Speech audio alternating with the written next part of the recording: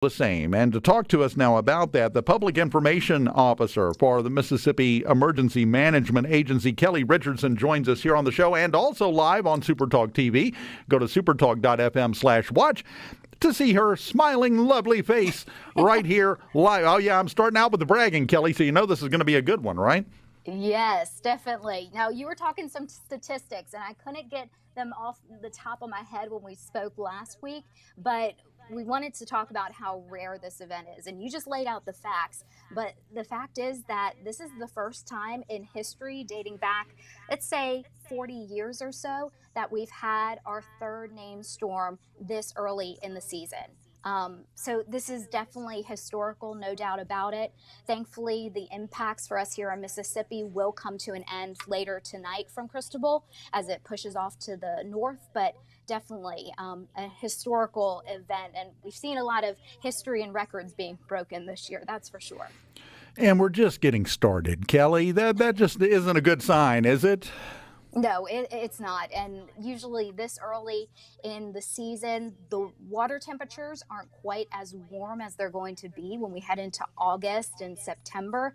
Right now, they're anywhere from 80 to 83 degrees.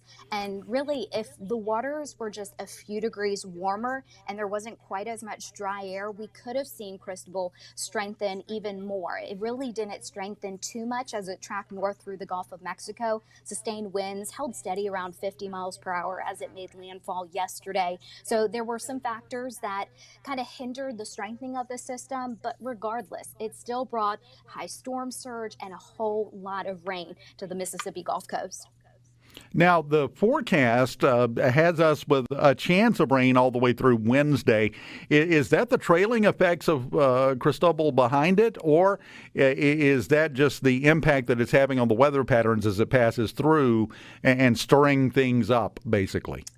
Yeah, so actually there's going to be a secondary system. There's this upper level trough that's off to our west, and that's going to somewhat pick up Cristobal, track it off to the north in Canada, but that system that's out to our west right now is going to bring a cold front through as we head into tomorrow and Wednesday, and that's when we're going to see the chance for some more storms and showers, and then by the second half of the week, finally, sunshine returns, and it's going to be beautiful.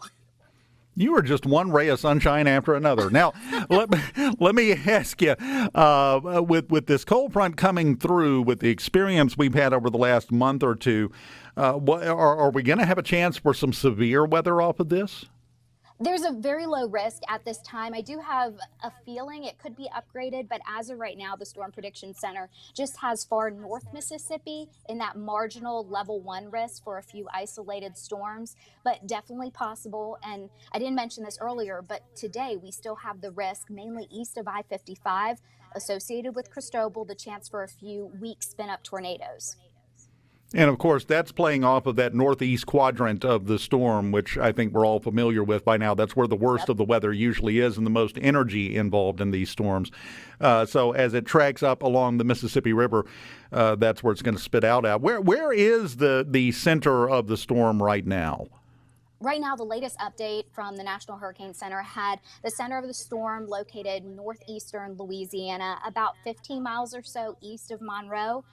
It's picked up speed. It's now moving northwest around 15 miles per hour, so that's a good thing. It's going to move out of here, should be out of our hair by the time we head into tomorrow.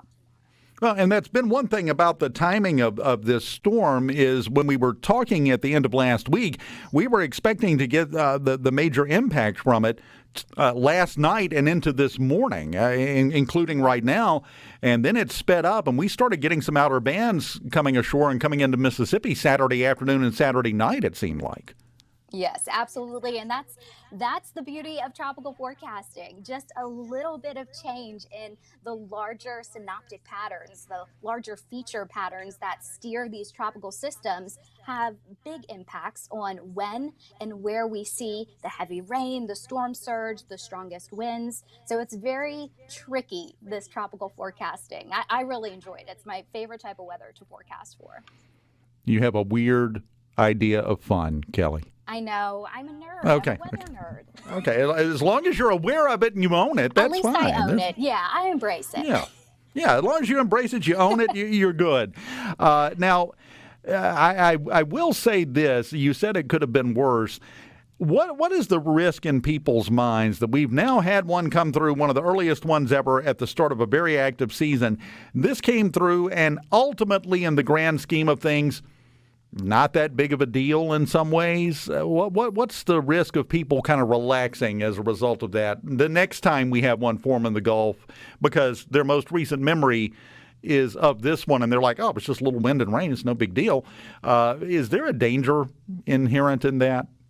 You know, there always is. When a storm, we kind of build it up a little bit and it's not quite as bad as we either forecast or whatnot, then people start to get a little bit lax. But I hope that everyone, especially Mississippians along the Gulf Coast, they know how this goes. They know how to deal with these tropical systems. And I think as long as we continue as forecasters and meteorologists to continue to educate and talk to people about these storms and let people know that, you know, you do have to take these things seriously, whether it's just a tropical storm or a Category 5 hurricane.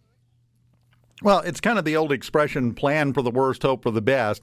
And you could get either one. Sometimes you can get both with one of these tropical systems when they come in, so we have to pay attention to it. But have you seen any estimates about how much total rainfall are we going to see out of this thing by the time it passes out? You know, as of right now, I was looking at rainfall estimates closer to the coast in the last 24 hours or so.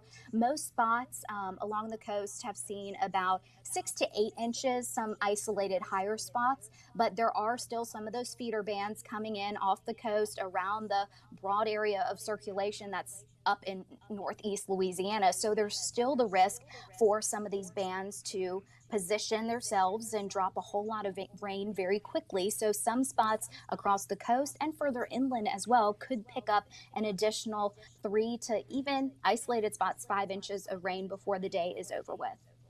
Wonderful. And just as a side question, a side note very quickly here, the Delta and the flooding that we have there, is this going to have a major impact on that, do you think?